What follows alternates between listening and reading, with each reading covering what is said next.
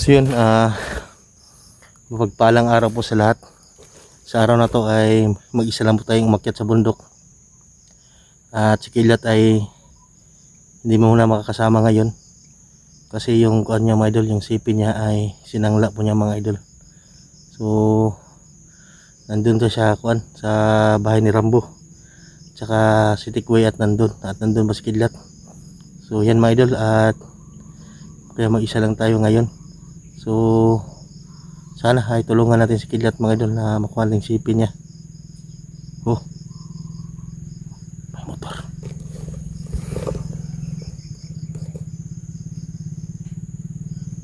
Parang may tao.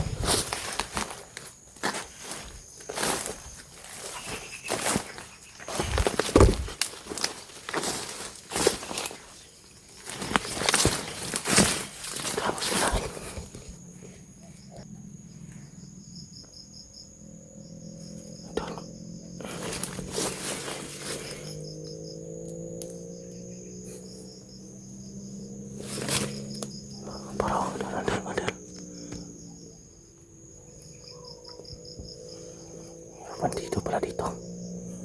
Parang naghahakot ng kahoy mga idol. You know?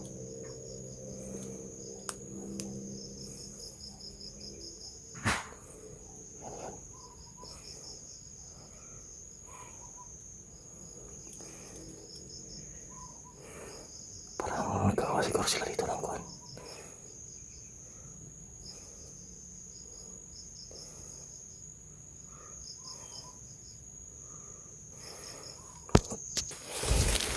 Tapos muna tayo.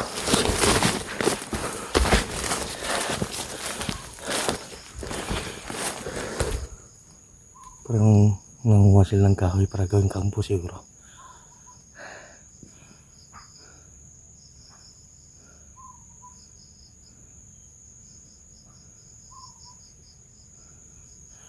So tuloy pa rin tayo mga idol kahit mag-isa tayo ngayon para kay Apog ko eh. Kasi nagsabi daw si Tikboy sa akin na dito lubanda.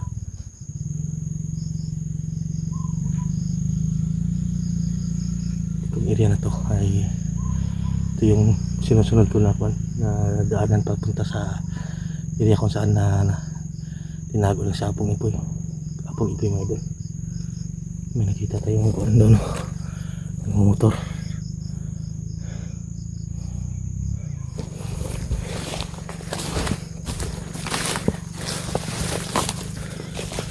Naputo ng kahoy.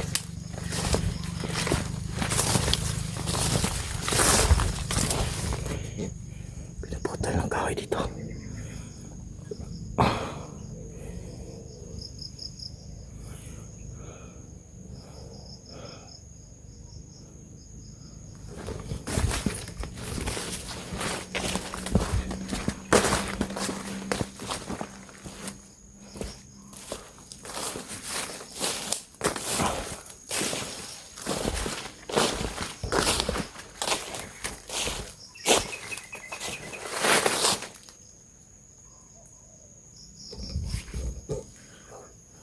Siguro gawan siguro ng kampo dito mga idol.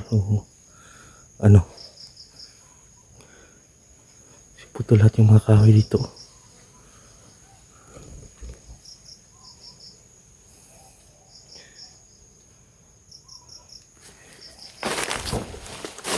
Ano puto?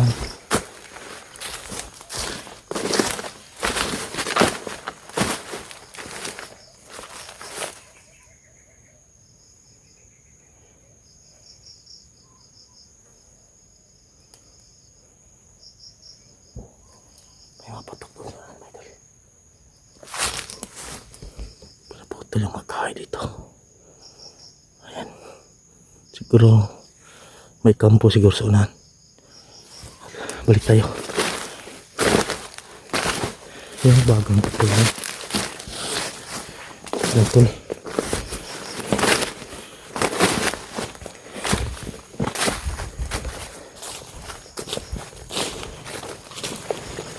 Magmasid muna tayo mga idol. Hindi muna tayo atake muna.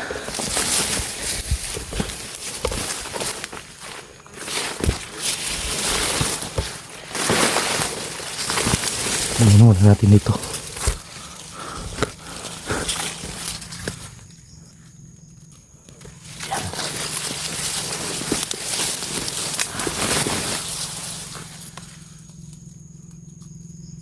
Sino kayang motor na yan?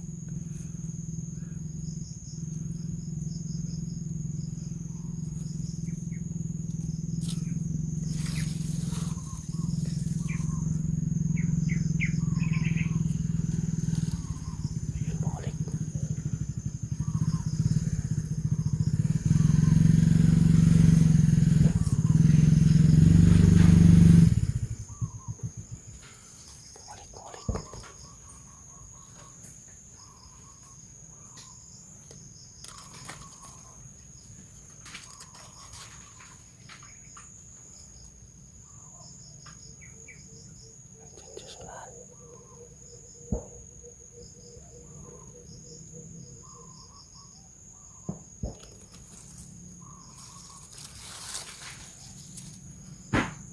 Parang may kinarga yata.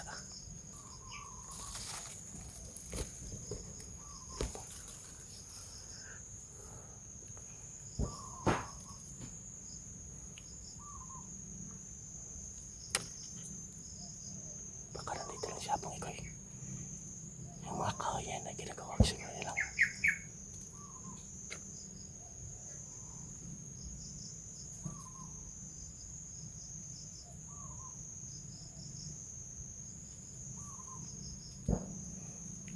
May mga putok doon sa unahan.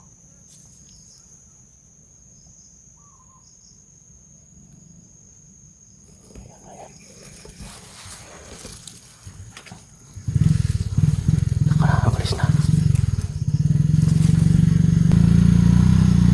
Yun na yun. Oh.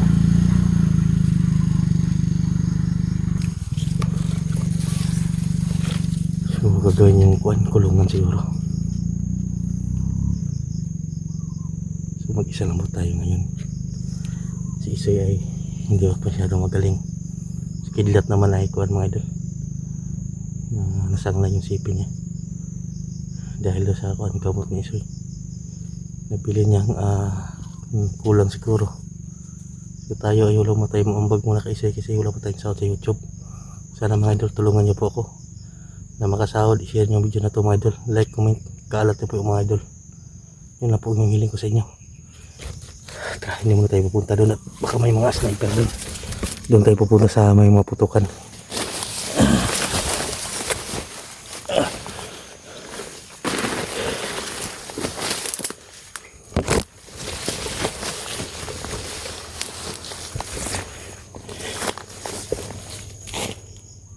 So ito yung area na daan patungo sa kung saan man yung tinago siya po Igoy nila Tikboy Medol no, sa mga kasamahan niya. May commander na humawak kay Tikboy ang Igoy, sabi ni Tikboy sa akin. So buti natin itong area na to at hindi muna tayo gagawa ng kuan para hindi sila makalampag may idol, mabulabog kung merong nakapasok dito. Kaya mag-isa lang po tayo at ingat lang po tayo mga idol no, sa ating gagawin ngayon sa mission na to. Hanap po siguro tayo yung mga pwede nating madaanan dito. So may dala tayong kunting kuan balon dito.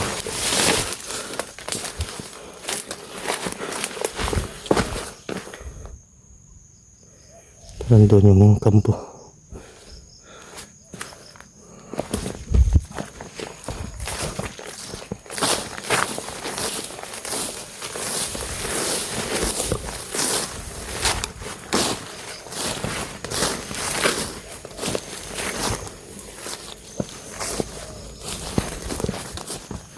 So may kundi tayong kuan dalang pagkain dito mga idol.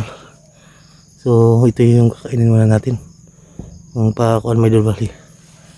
Ang palipas gutom. Kasi hindi pa tayo nagkuan.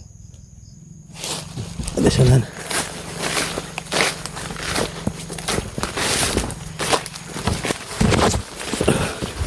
Muna tayo gagawa ng kuwan mga idol pakarahin para hindi sila mabulabog.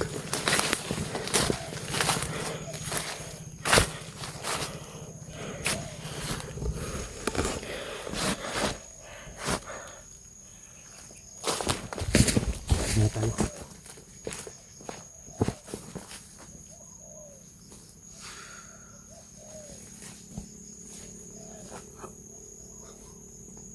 Medyo itong kuwan, kaunting pagkain dito mga idol. Parang yung dala natin para agad makuha. Hindi tayo magluluto kayo doon.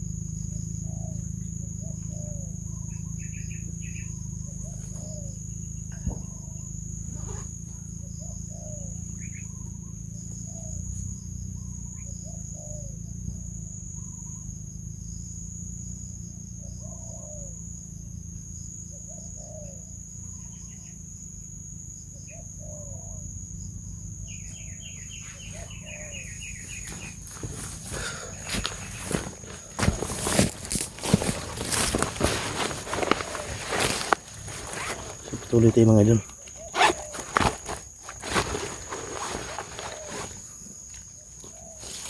Yung baril natin nandito pa rin. In case na nahado tayo pwede na laban.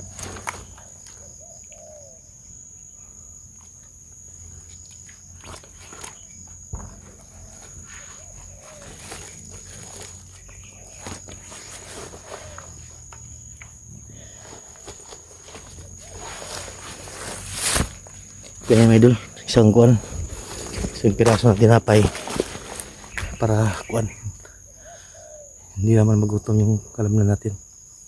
Okay na yun, mamaya naman tipirin natin to hanggang kuwan,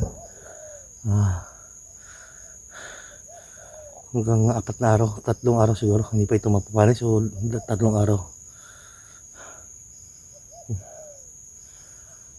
Hanap din ako ng pwedeng mapagpistuhan ito mga idol, kasi kuwan, malapit na gumabi, mag alas 5 na ng hapon.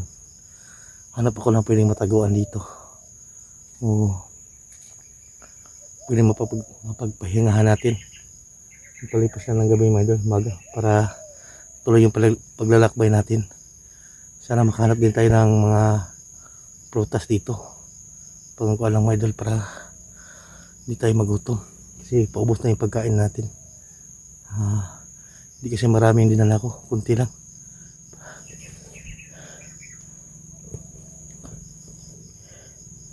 Yung putok muna na yung putahan na dun sa kabila. Putok.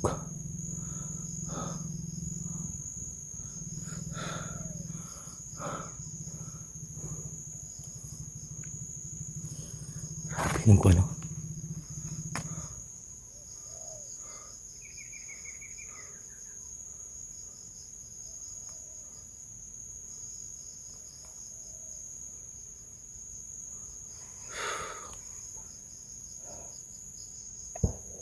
Yan, may putok doon na narinig nyo.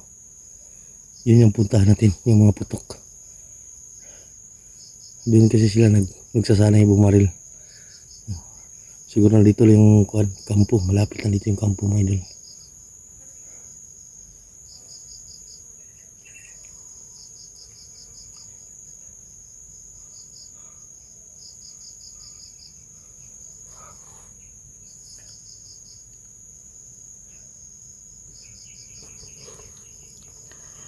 kahit mag-isa lang po tayo ngayon mga idol ay tuloy pa rin yung kuha natin paglalakbay na to para kay Apong Igoy mga idol, kasi grabe nag-iyak yung pamilya ni Apo, yung asawa niya.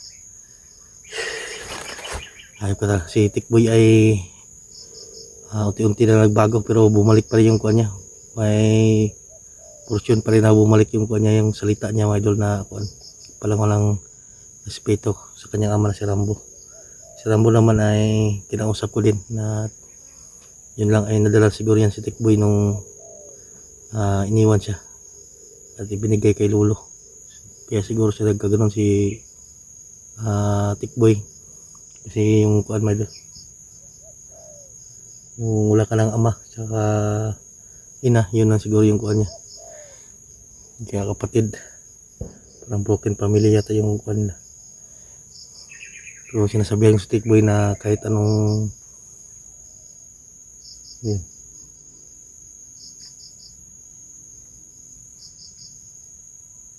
kahit bali-balihin mo yung mundo ay balik rin yung mundo mga idol, ay sira mo pa rin yung ama ni Tikboy. Yan ang sabi ko sa kanya.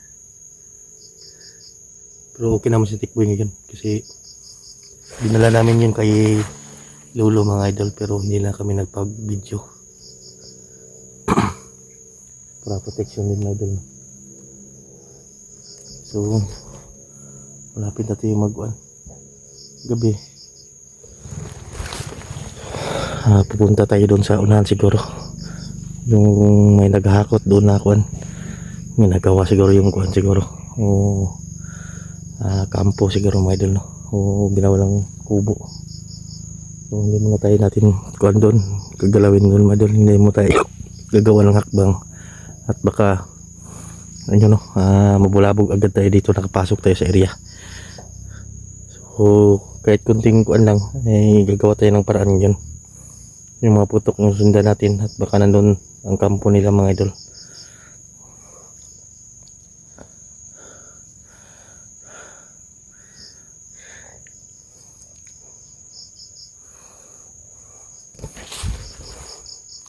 So may bala pa naman tayo ng dala ngayon, isang magasin pa, kaya pa siguro to, kahit emergency na gagamitin natin, magpaputok tayo kung kaya natin yung kalaban ay kill natin. Mahirapan tayo doon mga idol kasi baka may nag-aabang doon ba, madami sila, kaya dito ako dumaan muna para depensa din sa ating kuan mga idol, sa ating katawan at sa ating sarili, baka mapahamak tayo doon. Dito tayo dadaan ngayon, lalakbayin natin to kasi yung mga putok ay napakadami talagang putok. Ang purpose natin dito ay tutulong tayo sa anumang madaan nating bihag, tsaka si Apong Igoy, hindi natin naiwanan si Apong Igoy. So Kilat ay yun, parang hinaan ang loob si Kilat kasi yung sipin niya ay nasanglan niya mga idol, kasi siguro na kulang siguro yung kuan niya pambili ng gamot ng isoy, kaya na pilitan siyang isang lana siguro. Ganyan kasi sa Kilat mga idol, kapag kuan pigado na yung kuan, kailangan tulungan, kaya nang sakripisyo yung buhay niya para din sa akin, kaya kung sakripisyo yung buhay ko dito kahit mag-isa lang tayo. So patuloy tayo mga idol, so diyan tayo dadaan.